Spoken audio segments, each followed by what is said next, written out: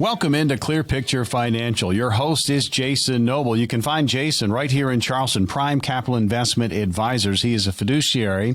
He holds his FINRA Series 66 securities registration, certified financial planner, retirement income certified professional with 18 years in the financial arena, helping his clients get ready for their retirement. There's a great website out there for you, great resource, clearpicturefinancial.com. That's clearpicturefinancial.com. I'm Morgan Patrick, consumer advocate. Each and every week, it is always retirement topics, but we also give you an opportunity to come in and meet with Jason and his team, talk about where you are in your retirement process. We'll tell you more about those spots as we move through. So let's get into this.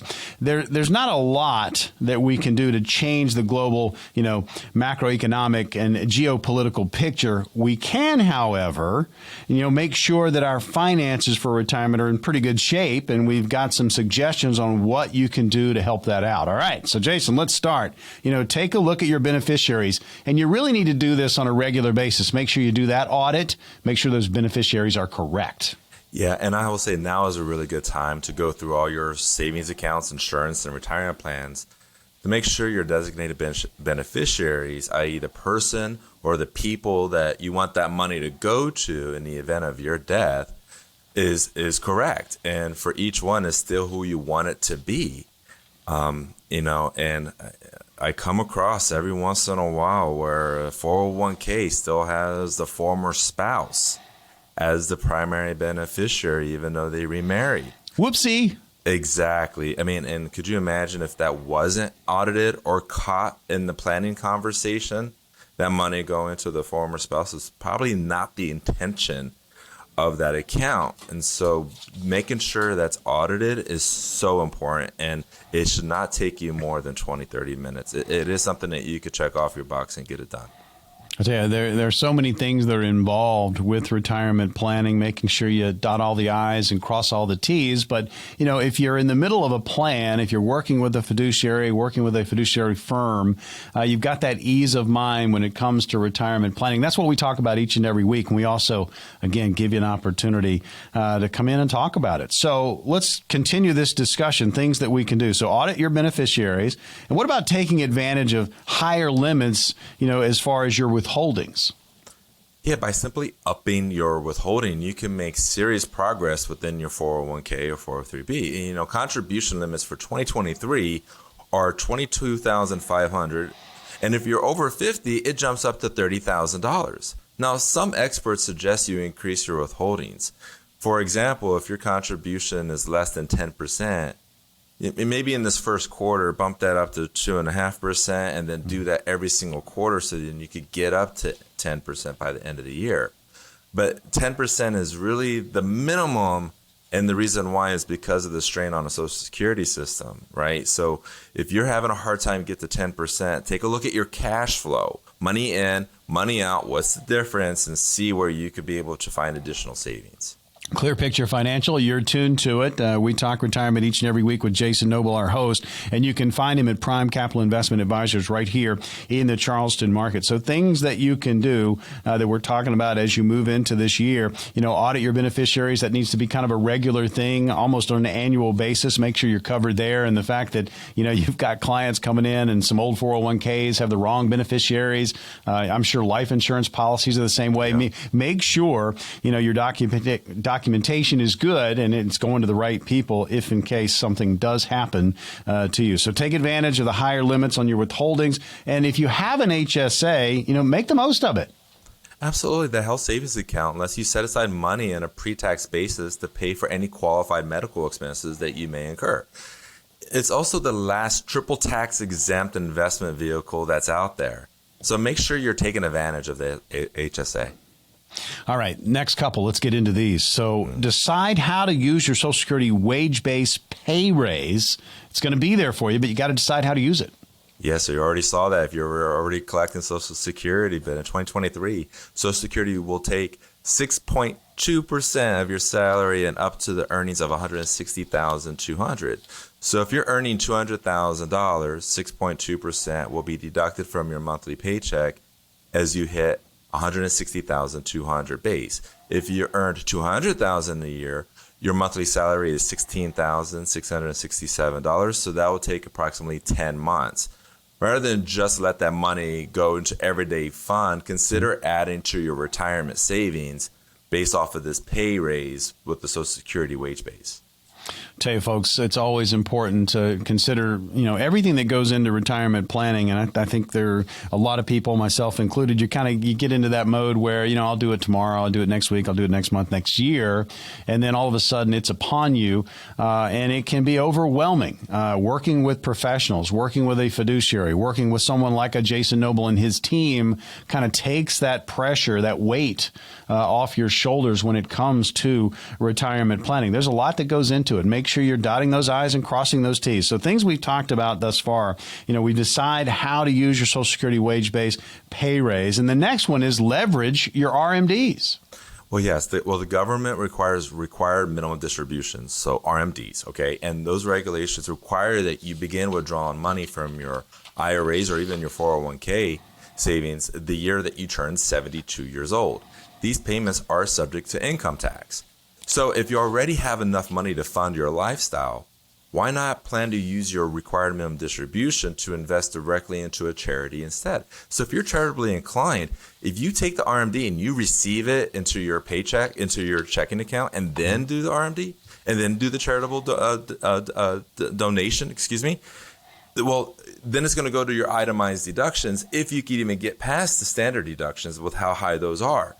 But by sending it directly from your IRA or 401k directly to the charity, it's called a QCD, Qualified Charitable Distribution. And then that will lower the overall required minimum distribution, lowering your taxes. That would be the better of the two scenarios. That's why we made that recommendation and suggestion. Clear Picture Financial, always about retirement. He's Jason Noble. I'm Morgan Patrick, consumer advocate. We hit the topics each and every week, and we continue, talking about our finances for retirement, keeping them in good shape, kind of taking your finances to the gym. Hey, right? New Year's resolution. So we've got some suggestions on what you can do to help. We've talked about already. Audit your beneficiaries. Take advantage of higher limits in your withholdings. If you have an HSA, make the most of it, and then decide how to use your Social Security wage-based pay raise. You got one. How are you going to use it? And then leverage your RMDs. Well, let's move to this next one. Invest in self-care. Yeah, you're talking about taking the money to the gym. Well, also look after your physical and mental health. That has never been more important. So put time and money aside at the beginning of the year to fund the self-care. And in particular, try to plan at least one long break, a week or two, as well of 3 shorter ones, let's say 4 to 5 over the course of the year, right? So you could use that time to recharge your engine, so to speak, recharge those batteries. This could even be a smart way to use automatic pay rise. Well, we talked about in really number 4, right?